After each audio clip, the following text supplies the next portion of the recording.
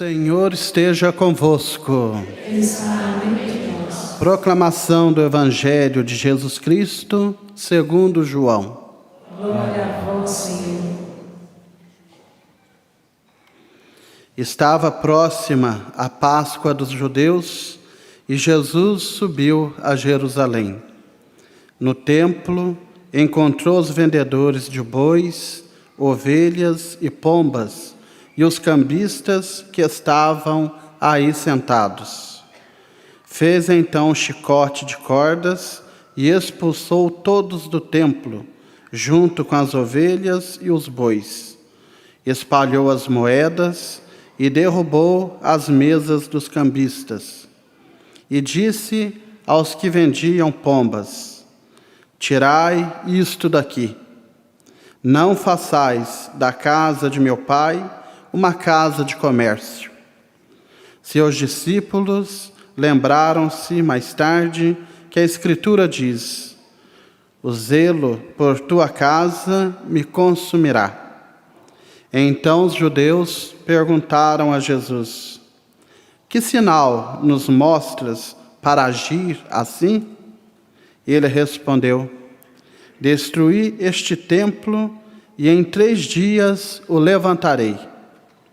Os judeus disseram: 46 anos foram precisos para a construção deste santuário, e tu o levantarás em 3 dias? Mas Jesus estava falando do templo do seu corpo. Quando Jesus ressuscitou, os discípulos lembraram-se do que ele tinha dito e acreditaram na Escritura e na palavra dele. Palavra da salvação. Glória a vós, Senhor. Encontre seu lugar. Os braços de um rio vêm trazer alegria à cidade de Deus, a morada do Altíssimo. Os braços de um rio vêm trazer alegria à cidade de Deus, a morada do Altíssimo.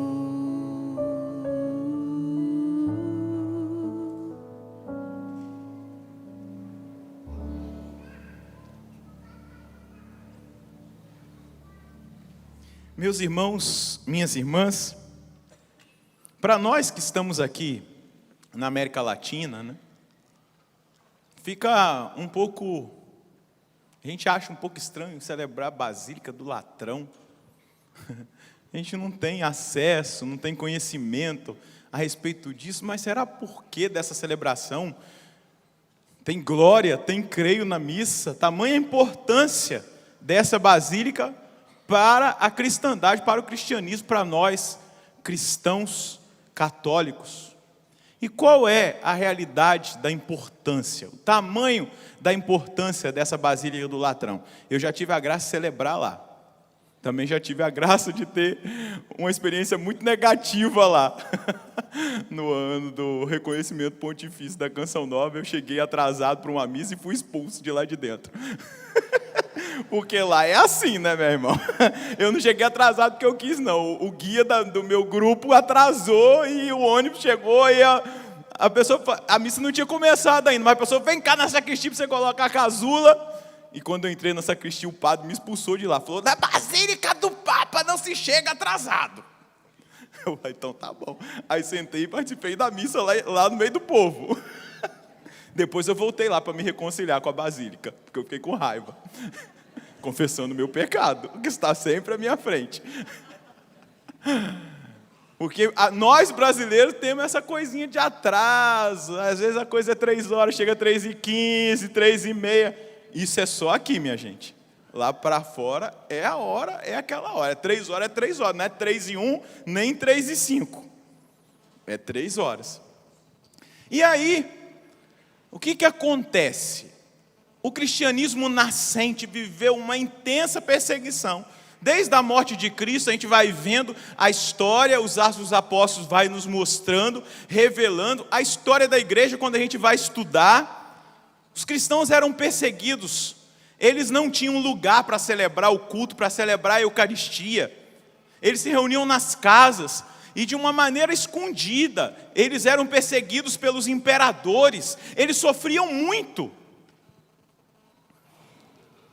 até que Deus tocou, através de uma mãe muito santa, no coração de um imperador chamado Constantino. E esse imperador de Roma resolveu dar para os cristãos uma basílica. Foi a primeira igreja construída no mundo inteiro, na história do cristianismo, é a primeira igreja, a Basílica do Latrão. Esse imperador construiu essa basílica porque ele se converteu ao cristianismo, ele foi batizado, e ele construiu essa basílica e deu para os cristãos celebrarem a Eucaristia. Lugar de celebração, o primeiro lugar de celebração.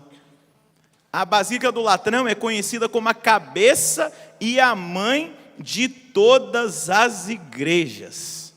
Imagina a alegria daqueles homens, daquelas mulheres, depois daqueles tempos difíceis que eles viveram, eles poderem livremente celebrar a Eucaristia de uma forma pública, numa basílica, num lugar de culto. Gente, nós que estamos tão distantes de lá do ano 300,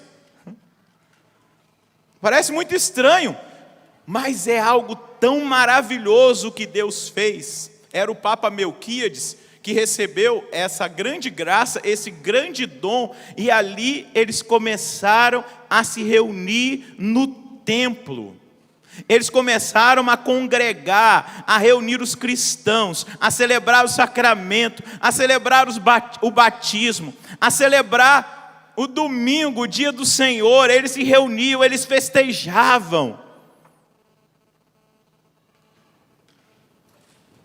Então, essa é a importância da Basílica do Latrão.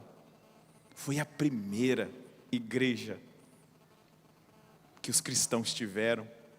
Foi o lugar do culto, o lugar do encontro. Eu fico imaginando que ali dentro daquela basílica aconteceram muitos e grandes milagres. Eu fico pensando tanto de homens e mulheres que não se converteram ali, ou melhor, que se converteram, parece que ficou no negativo, mas quantas pessoas ali se converteram, foram batizados, homens e mulheres simples, mas também homens e mulheres importantes na sociedade, imperador, o povo da corte, porque tornou-se visível a fé daqueles que viviam nas catacumbas, escondidos nas casas, com medo, perseguidos, martirizados. Essa fé começou a ter visibilidade a partir da Basílica do Latrão. Mas na Idade Média, a igreja teve também um momento difícil, aonde os papas tiveram, porque lá é a basílica, é a catedral do Papa, não é a Basílica de São Pedro. Apesar do Papa morar em São Pedro, a catedral do Papa é a Basílica do Latrão. E os papas moravam ali, na Basílica do Latrão, até a Idade Média. Existia um período na Idade Média, onde esses papas que vieram tiveram que sair de Roma, por causa também de conflitos, e eles foram morar em Avignon, e deixaram a Basílica do Latrão, abandonada, às traças, gente, ao ponto de ter virado um lugar onde as vacas dormiam e comiam, virou um pasto. A primeira igreja virou um pasto, um lugar deplorável, porque aconteceu de novo aquela perseguição, os papas saíram e veio aquela situação difícil daquele momento da igreja, os altos e baixos que a igreja muitas vezes viveu na história da humanidade.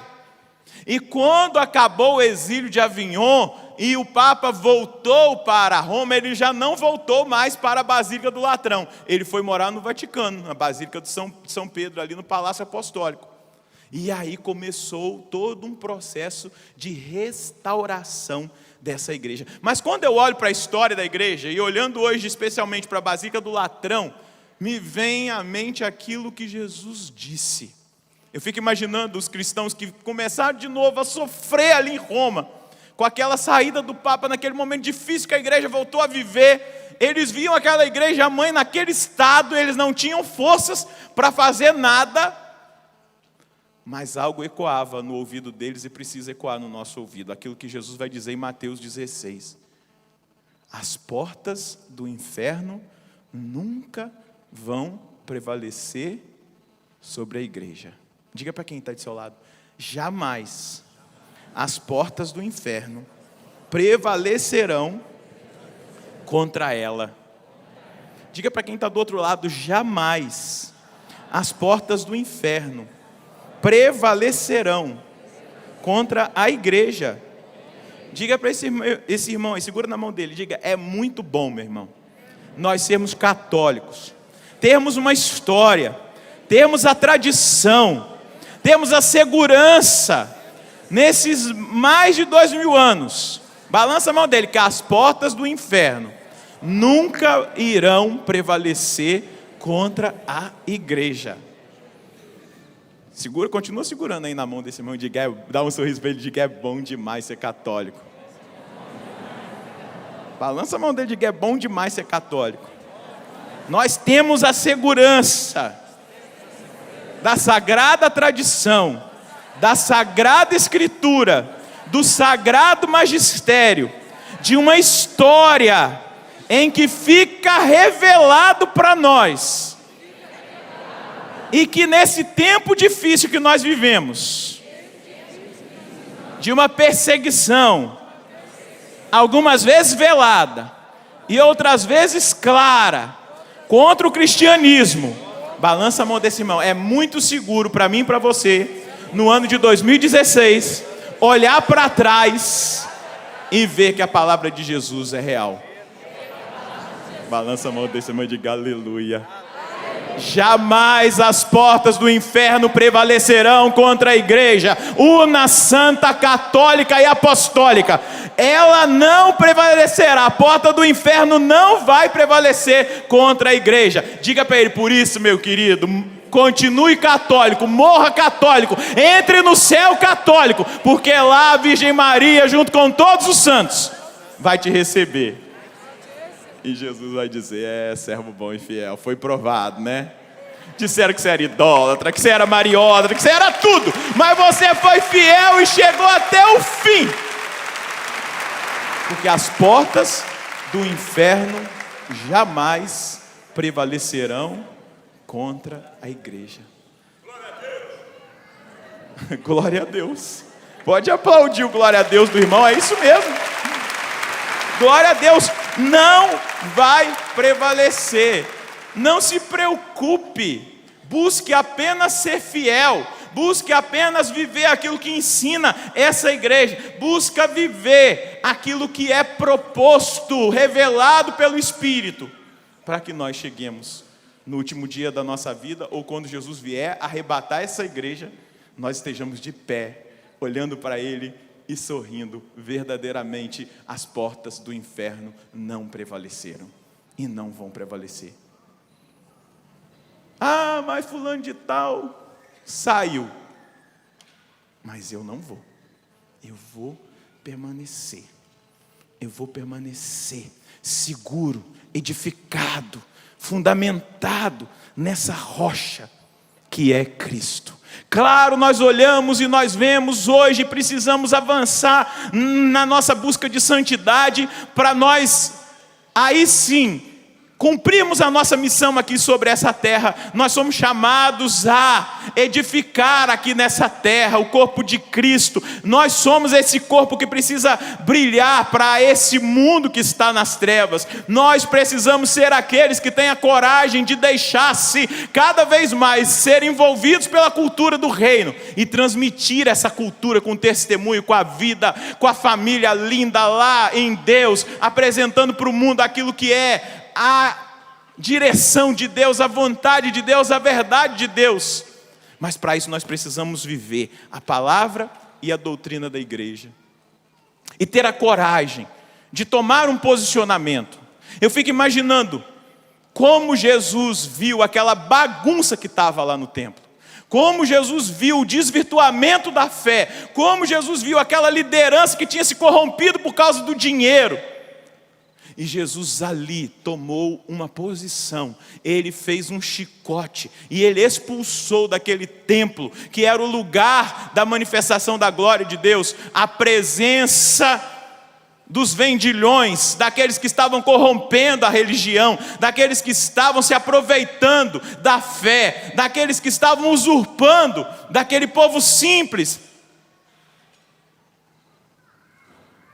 E Jesus fez o chicote, diz o texto de hoje, que ele derrubou a mesa dos cambistas, que ele jogou aquelas pombas, não deve ter matado as pombinhas não, tadinha, mas ele ali expulsou aqueles animais, ali não era o lugar deles, ali era o templo sagrado, o lugar de Deus. E aí, o texto de hoje sagrado vai dizer, os apóstolos lembraram o zelo, pela casa do meu Pai me consome. Você imagina se você chegasse aqui no santuário do Pai das Misericórdias, e estivesse tudo sujo,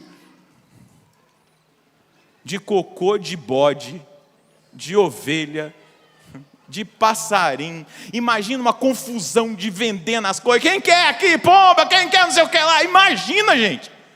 Como é que você rezava num lugar desse? Imagina o fedor daqueles animais. Imagina a confusão ali, naquele ambiente que era para ser um ambiente do encontro com Deus. Se você chegasse aqui, você ia se sentir bem aqui dentro?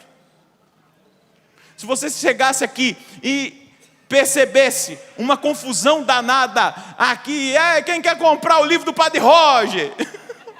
Na hora da missa, o CD do Ironi, Tiago Tomé, eu vencerei, Eliane Ribeiro, meu Deus do céu, é maravilhosa a música, mas imagina, se agora aqui tiver todo mundo aqui vendendo, o que você ia sentir? Totalmente agredido, porque está sendo violado o espaço sagrado. E aí Jesus se levanta, mas é uma atitude profética. É uma atitude profética que hoje nós também precisamos pedir para Jesus com coragem. Se existe na sua igreja, Senhor, e aí eu falo para o Senhor em oração e convido você a falar, se existe na sua igreja necessidade que o Senhor faça de novo um chicote e comece a expulsar toda a confusão, tudo aquilo que está errado, e comece a limpar, purificar o templo, é seu. Tenha liberdade de fazer aqui, tenha liberdade de fazer na Canção Nova, tenha liberdade de fazer nessa sua igreja, e que as portas do inferno nunca vão prevalecer contra ela, mas tenha, Jesus, a atitude profética de nos despertar. Se nós estamos num caminho errado, se nós estamos com ideias erradas, se nós estamos apegados a ideologias, se nós estamos, Senhor Deus, contaminados com a cultura do mundo, ao invés de nós estarmos fecundando e semeando do mundo a cultura do reino, faz o chicote. Olha para a pastoral, tem o povo do SCC aqui, olha para o movimento que você participa, olha para a paróquia onde você serve. Será que verdadeiramente lá está sendo semeada a cultura do reino? Ou será que existe uma fofocaiada da bexiga que ninguém suporta, meu Deus?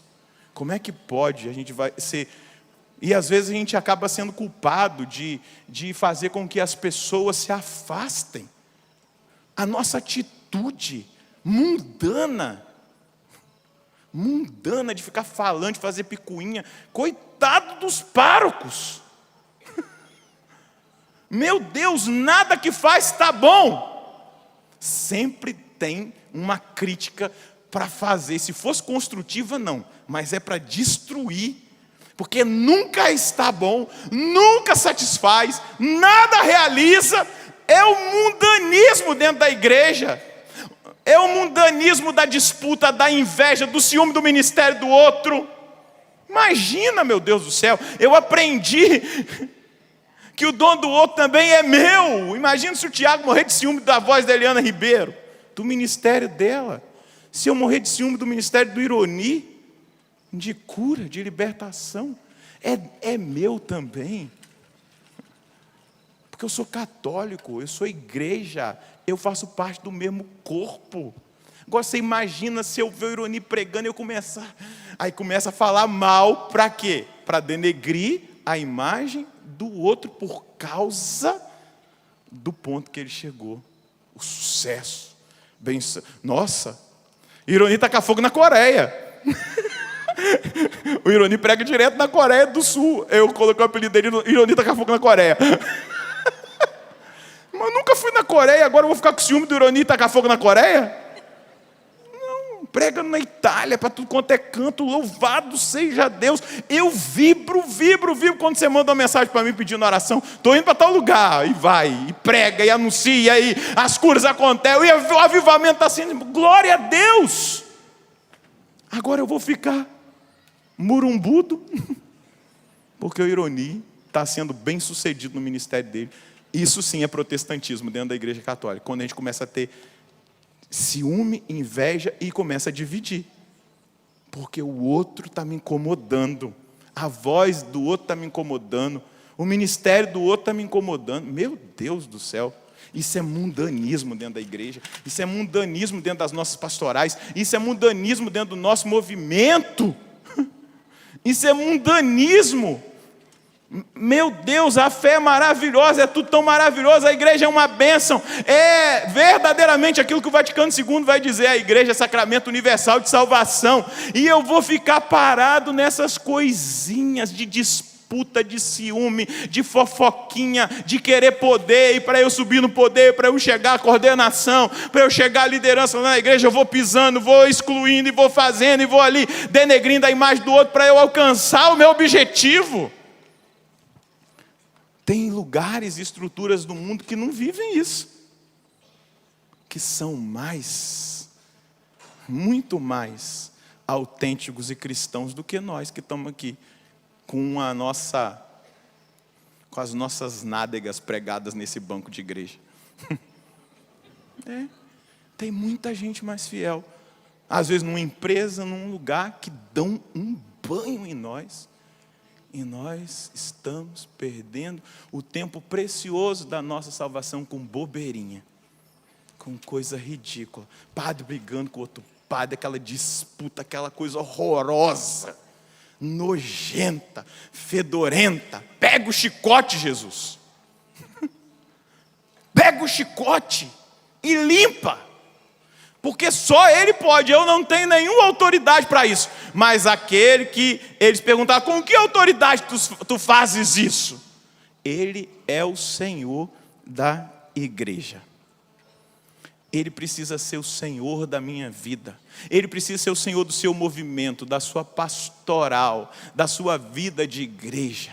Ele precisa ser o Senhor da nossa vida. Nós precisamos ter a coragem de ser cristãos. E cristãos de têmpera, cristãos decididos, de posicionamento, com um comportamento profético. Jesus ensinou a transparência. Se eu tenho problema com alguém, eu vou até aquela pessoa me resolver com ela. Se existe um problema, um pecado, uma dificuldade, eu vou até o irmão, para que ele não se perca, eu não empurro ele no abismo, eu vou lá e vou partilhar com ele. Se não der certo, Jesus ensinou, chama mais um. Vai lá e conversa com ele. Se não deu certo, aí a última opção é ir lá na igreja, lá na autoridade. Mas o irmão merece a boa fama, merece o direito da reconciliação, merece o direito sim de eu chegar para ele e dizer, olha, esse seu comportamento não tem me edificado. Ele merece esse direito, isso é cristão. E por que não dizer para o irmão, que na Canção Nova a gente tem essa prática, olha, essa roupa não está legal,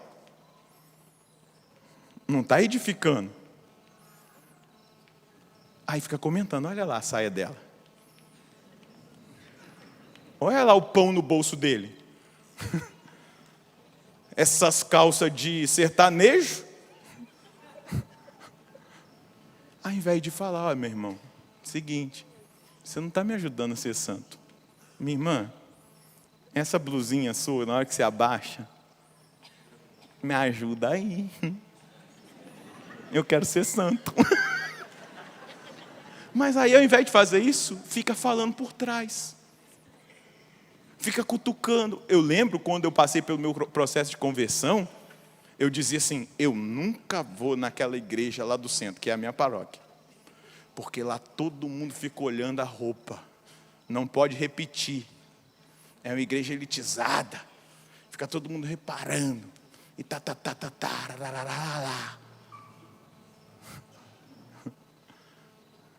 duvido se 90% de nós que aqui estamos nunca pensamos assim em alguma situação.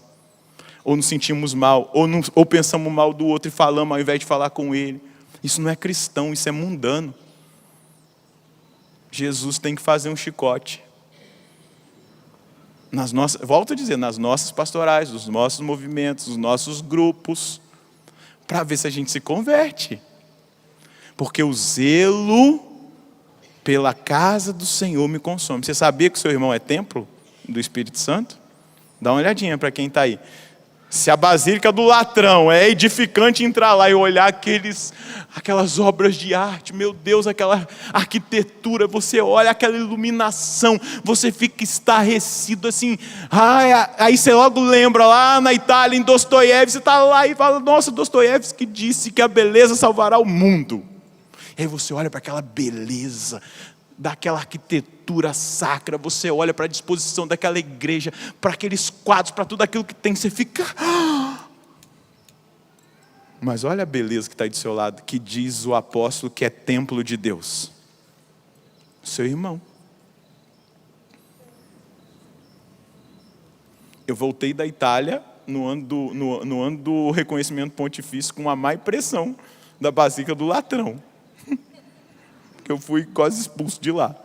Mas eu voltei lá para me reconciliar. Falei, eu estou te perdoando. Porque senão nunca mais, quando eu vier aqui em Roma fazer alguma coisa, eu passo na frente dessa basílica. Agora imagina um irmão que é templo de Deus. Imagina um irmão, a irmã que está do meu lado, que congrega comigo, que participa comigo de alguma atividade eclesial. Imagina os ministros da Eucaristia aqui da Canção Nova. Será como é que estão vocês, hein? Será o que um pensa do outro? Vou falar para dentro de casa, né? Vou esquecer vocês. Será o que a senhora Aninha pensa e fala dos seus irmãozinhos? Pensa bem. Será?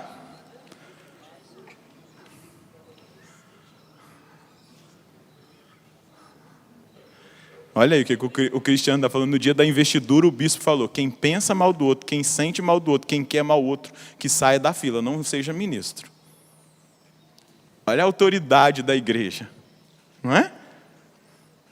Será que não é hora de nós colocarmos a nossa vidinha diante de Deus e perguntar para Ele, como eu tenho vivido? Como eu tenho sido cristão? Como está sendo o meu serviço? Será que eu estou agradando a Deus naquilo que eu estou fazendo para Ele? Porque é muito bonito a gente entrar na fila da comunhão e depois esquecer tudo e arribar, detonar todo mundo. Meu irmão Ironi, olhar para você hoje é ser muito concreto nisso. Quanta perseguição por ciúme, meu querido. Eu sei que você tem as suas falhas e não estou te canonizando aqui não. Que eu também tenho as minhas e talvez você até as conheça. Mas quanta lágrima derramada por injustiça, hein? E aí eu poderia aqui apontar para nós. Quanta injustiça, quanto pensamento mau, quanta sujeira. Meu Deus, quanta rejeição.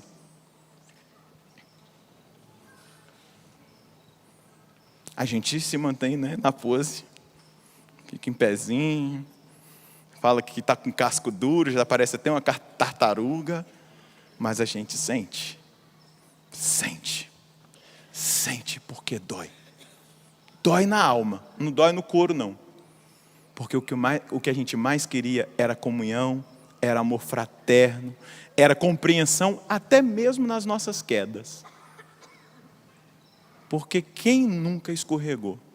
E às vezes o que a gente encontra são as costas viradas para nós dos fariseus no sinédrio. nos julgando e não estendendo os braços.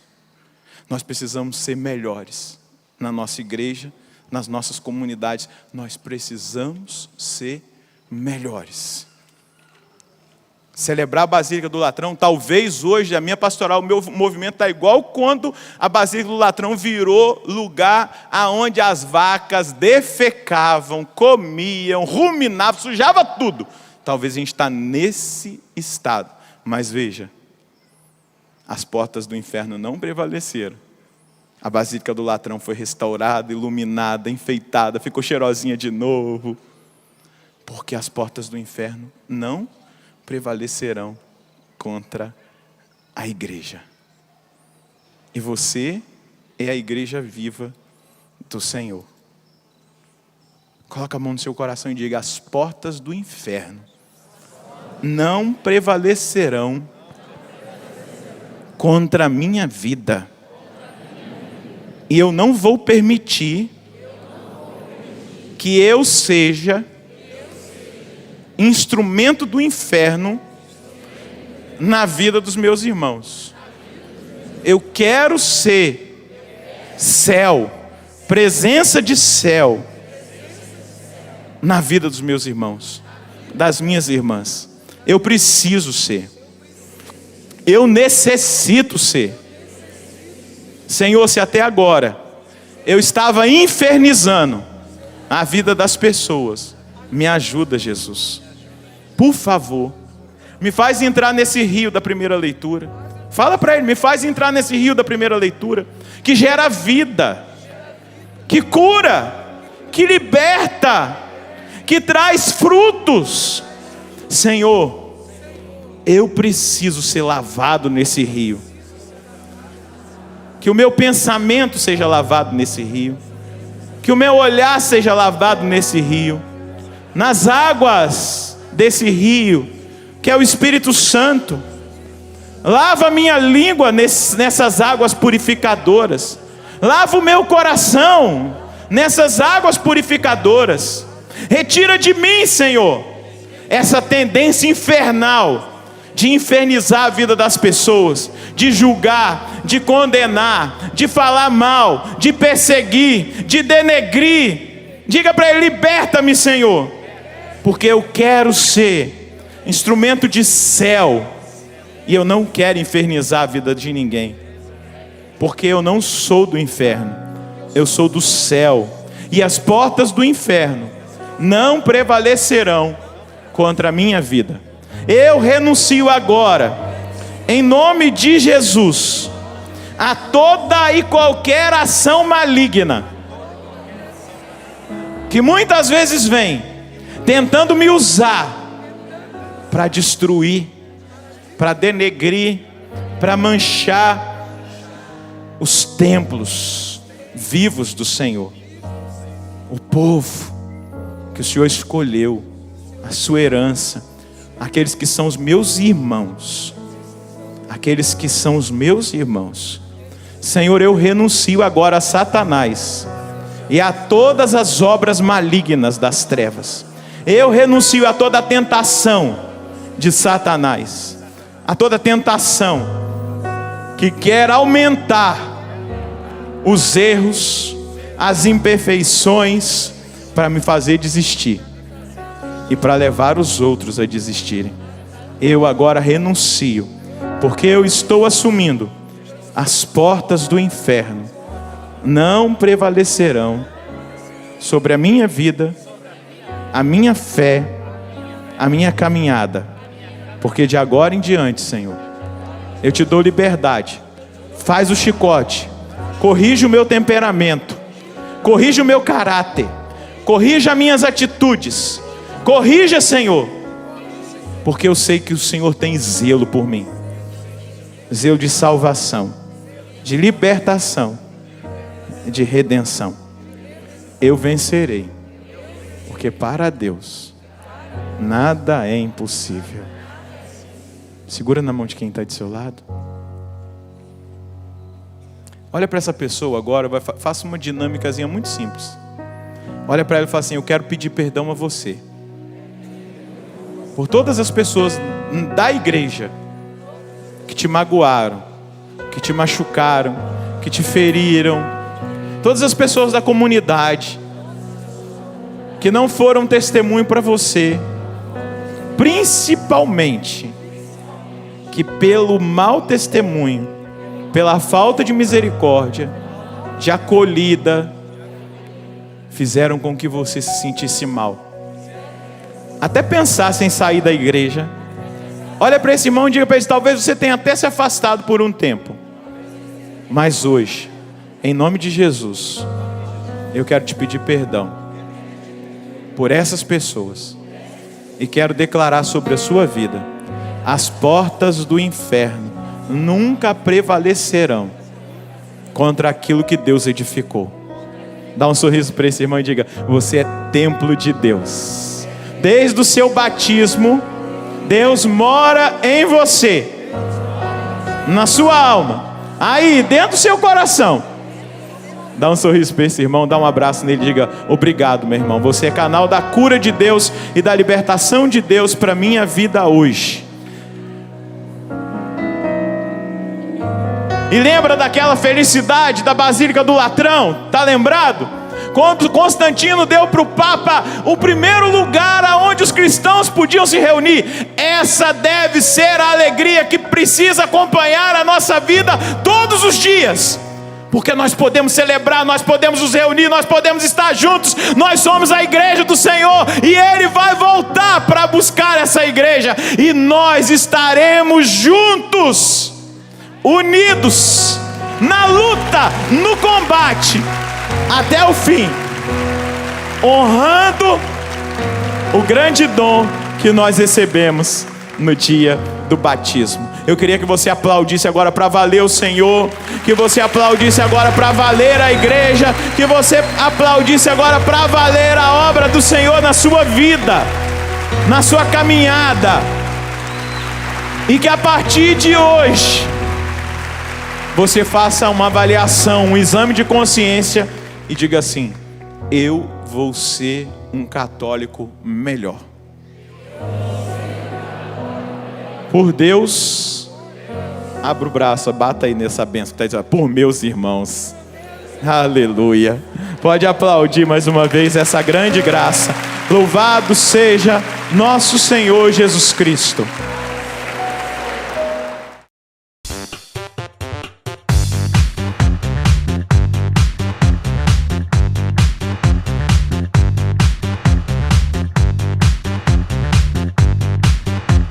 CançãoNovaPlay.com. Assine já!